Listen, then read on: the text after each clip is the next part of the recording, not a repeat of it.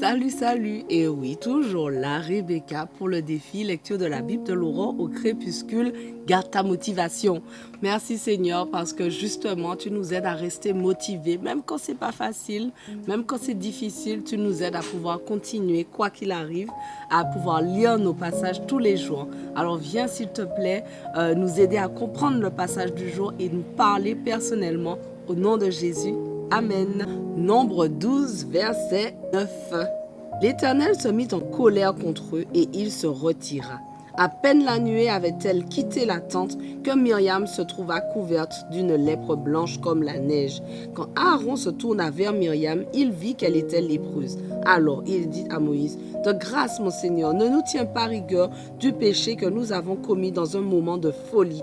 Ah, que notre sœur ne soit pas comme l'enfant dont la moitié du corps se trouve déjà en état de putréfaction au moment de sa naissance. » Moïse implora l'Éternel. « Ô Dieu, je t'en prie, guéris-la. » Mais l'Éternel lui répondit, « Si son père lui avait craché au visage, n'emporterait-elle pas la honte pendant 7 jours? Qu'elle soit exclue du camp pendant 7 jours, après quoi elle sera réadmise parmi vous. » Myriam fut donc exclue du camp pour 7 jours, et le peuple ne leva le camp que lorsqu'elle y eut été réintégrée. Après cela, ils quittèrent Hatséroth et campèrent dans le désert de Paran. Nombre 13. L'Éternel parla à Moïse et dit, « Envoie des hommes, un de chaque tribu, choisis parmi les chefs, pour explorer le pays de Canaan que je donne aux Israélites. » Moïse envoya des hommes depuis le désert de Paran, comme l'Éternel le lui avait demandé. C'étaient tous des chefs des Israélites. Voici leurs noms. Pour la tribu de Ruben, Chamois, fils de Zakour. Pour la tribu de Siméon, Shaphat, fils de Hori. Pour la tribu de Juda, Caleb, fils de Yephunné. Pour la tribu d'Isaacar, Yigal, fils de Joseph. Pour la tribu d'Éphraïm, Oshéa, fils de Nun. Pour la tribu de Benjamin, Palti, fils de Raphou. Pour la tribu de Zabulon, Gadiel, fils de Sodi. Pour la tribu de Joseph, c'est-à-dire celle de Manassé, Gadi, fils de Souzi. Pour la tribu de Dan, Amiel, fils de Gemali. Pour la tribu d'Azer, Sétour, fils de Méchaël. Pour la tribu de Nephtali, Nabi, fils de Vophsi. Pour la tribu de Gad, Géwel, fils de Maki. Tels sont les noms des hommes que Moïse envoya pour explorer le pays. Moïse donna à Oshéa, fils de Nun, le nom de Josué. Moïse les envoya donc pour reconnaître le pays de Canaan en leur disant, « Passez par le Négev, gagnez la région montagneuse et examinez le pays. Voyez comment il se présente et quel peuple l'habite. Observez s'il est fort ou faible, nombreux ou pas.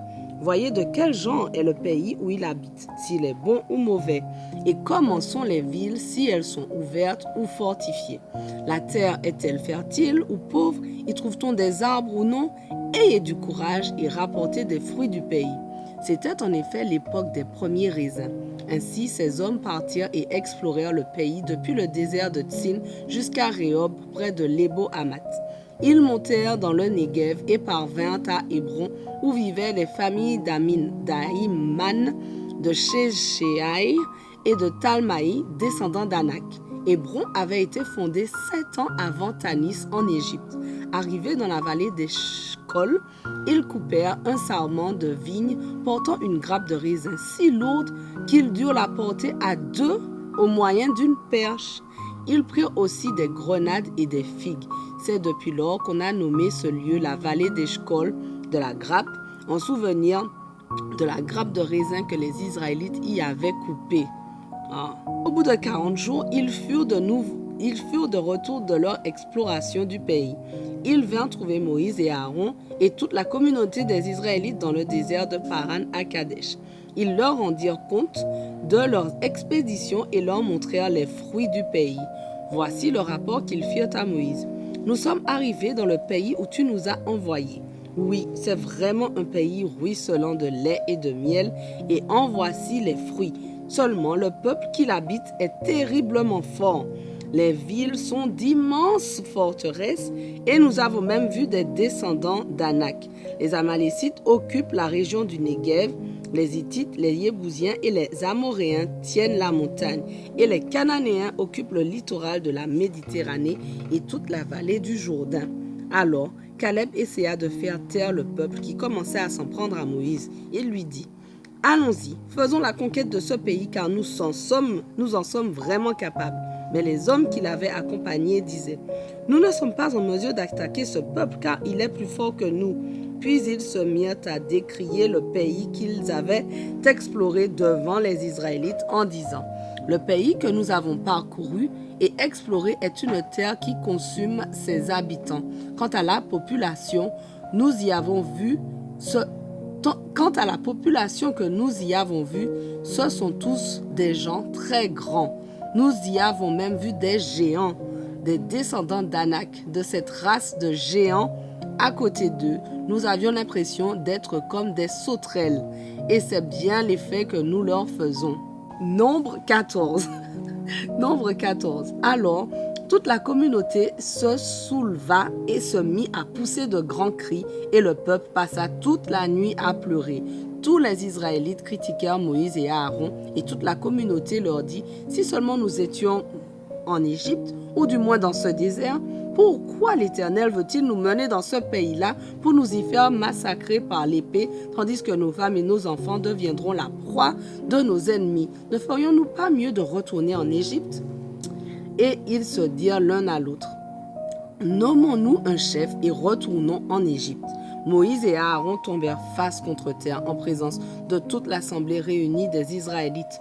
Josué, fils de Nun, et Caleb, fils de Yéphuné, qui faisaient partie de ceux qui avaient exploré le pays, déchirèrent leurs vêtements et dirent à toute la communauté des Israélites: « Le pays que nous avons parcouru et exploré est un excellent pays. Si l'Éternel nous est favorable, il nous y mènera et il nous donnera ce pays ruisselant de lait et de miel. Seulement, ne vous révoltez pas contre l'Éternel et n'ayez pas peur des gens de ce pays, car nous n'en ferons qu'une bouchée. Leur ombre protectrice s'est éloignée d'eux, tandis que l'Éternel est avec nous. Ne les craignez donc pas. » Toute la communauté parlait de les tuer à coups de pierre quand la gloire de l'Éternel apparut sur la tente de la rencontre aux yeux de tous les Israélites. L'Éternel dit à Moïse: « Combien de temps ce peuple me méprisera-t-il encore? Quand cessera-t-il de me refuser sa confiance, alors que j'ai produit au milieu d'eux tant de manifestations extraordinaires? Je vais le frapper de la peste pour l'exterminer, puis je formerai à partir de toi un peuple plus nombreux et plus puissant que lui. » Moïse répondit à l'Éternel: « Les Égyptiens savent que c'est toi qui as fait sortir ce peuple de chez eux par ta puissance. Et ils l'ont dit aux habitants de ce pays qui ont appris que toi, Éternel, tu es parmi ce peuple à qui toi, Éternel, tu apparais de façon visible, que ta nuée se tient au-dessus d'eux, que tu marches à leur tête dans une colonne de nuée le jour et dans une colonne de feu la nuit. Si tu fais périr ce peuple tout entier, les nations qui ont entendu parler de toi diront: l'Éternel n'était pas capable de faire entrer ce peuple dans le pays qu'il leur avait promis par serment. Il les a massacrés dans le désert. » Maintenant, de grâce, que la puissance du Seigneur se manifeste dans toute sa force, selon ce que tu as déclaré en disant: « L'Éternel est patient et riche en amour, il pardonne faute et péché, mais il n'acquitte pas le coupable, et il fait payer au fils le péché des pères jusqu'à la 3e, voire la 4e génération. Pardonne, je te prie, la faute de ce peuple en vertu de ton immense amour, tout comme tu n'as cessé de pardonner à ce peuple depuis qu'il est sorti d'Égypte. » L'Éternel répondit: « Je lui pardonne comme tu l'as demandé. Néanmoins, aussi vrai que je suis vivant et que toute la terre sera remplie de la gloire de l'Éternel, aucun de ces hommes qui ont vu ma gloire et les manifestations extraordinaires que j'ai produites en Égypte et dans le désert, qui ont déjà 10 fois voulu me forcer la main et qui ne m'ont pas obéi, aucun de ces hommes ne verra le pays que j'ai promis par serment à leurs ancêtres. Aucun de ceux qui m'ont méprisé n'y entrera. Mais mon serviteur Caleb a été animé d'un esprit différent. Il m'a obéi sans hésitation jusqu'au bout. C'est pourquoi je le ferai entrer dans le pays où il s'est déjà rendu et ses descendants en hériteront. » Ouh là là! Notre passage du jour touche à sa fin, mais on continue dès demain. On ne lâche rien. Allez, sois bénis.